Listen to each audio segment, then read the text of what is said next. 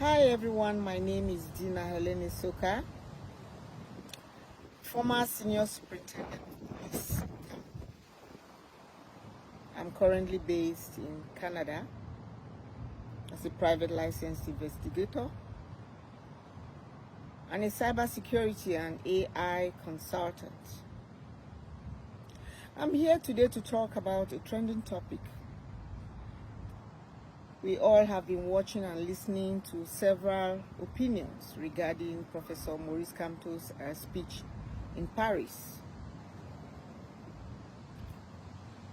on the 31st of May. Yes, we do appreciate so many things he said there, because we know Cameroonians will definitely be happy about those things if ever he's elected as the president of Cameroon. We don't want to say he did not say some good things. He said some good things which we all liked. But I was personally attracted to something very specific he said, and that was about protecting President Biya if he's elected the president of Cameroon in October. I'm a little bit curious about the meaning of this. When Professor Maurice Kamto says he's going to protect Mr. Biya and his family, and I remember him saying, because I actually watched him, I remember him saying he knows even if people are against him on this, he is going to personally protect President Biya and his family. And I listened to Owona's response to this statement, which was a complete rejection, as usual, because they are very arrogant. And I said to myself, was this really called for? And now I'm curious, having so many questions in mind. The first thing I would like to talk about, in 2008, I personally watched the lives of young Cameroonians being taken away on the streets of Douala.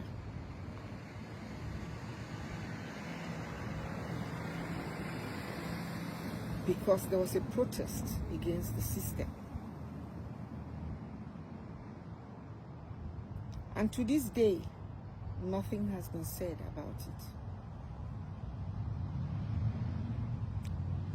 In 2016, I think, the Anglophones came out in numbers to say they are tired of being marginalized. And they were ready to be on their own. I am personally not in support of separating Cameroon, because I believe very strongly that the issue we have in Cameroon is not about the language, it's about the bad leaders. And there are just a handful of them. But during this protest, the Anglophones lost their lives. Mr. Biya is supposed to be the head of the armed forces. What did he do about it? I know so many members of his government that he personally threw in jail. According to him, they misappropriated public funds. But he watched them do this for years. He said nothing. He only remembered that they misappropriated funds when he heard that some of them had ambitions to take over the presidency. Is that not shameful? There are several members of government who are in jail today because of one single case. They call it albatross. How can you accuse everybody in your system on one case? So when the first person did it, where were you? When the second person did it during his term of office, where were you, Mr. Biya? When the third one did it, where were you?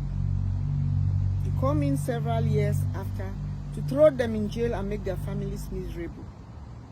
Mr. Biya, you have something to say about this. I personally investigated a case in 2014 before I resigned from the police force.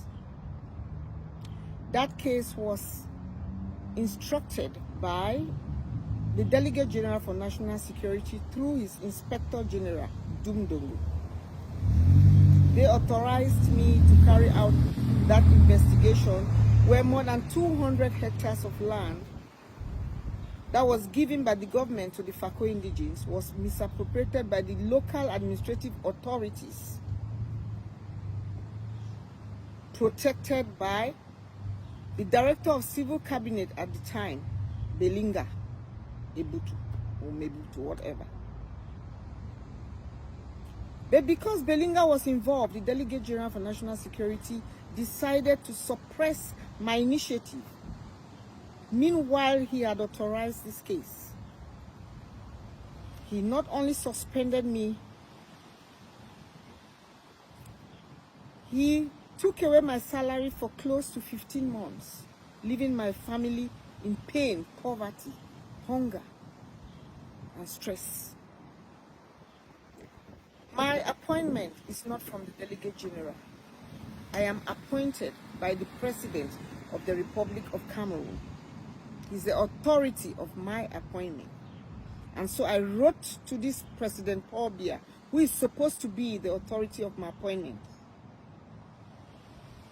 To this day, he said nothing. Before Mr. Mbagagele did what he did, Mebengo had done same. Mebengo,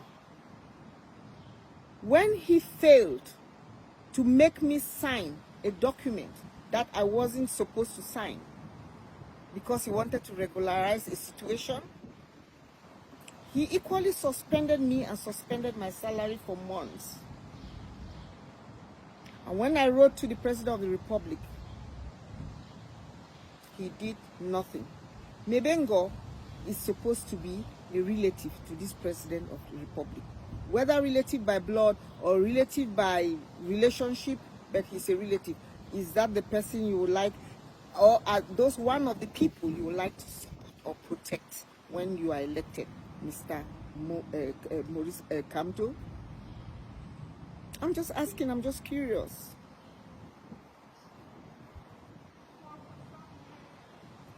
And when I finally took the Delegate General to court, I was dismissed from this position. I sent a file with all the information to CONAC. Nothing was done. The President of the Republic was informed because I personally went to the presidency and I said I wanted to speak to the President or the Secretary General. Nothing was done. Is that the person you are going to protect tomorrow? And even after I decided to give up and I left the forces, I resigned. But I became eligible for my pension. And it was clear that the Delegate General, probably out of shame, approved it because he knew I did nothing. He knew I had a clean file. And this situation went to finance and the thing was sent to Credit Foncier. The director of Credit Foncier who definitely will be a member of one of those his family people, has refused, has misappropriated my pension. The President of the Republic is aware because I've written to the presidency. He has done nothing. Is that the person you are going to protect tomorrow? I've just named a few things. There is a lot more. People have disappeared. So many things have happened in that system. But for professional ethics, I'm not going to go into all those details. That's why I talk about myself, my personal experience. So here is the thing, and this is why I'm here today.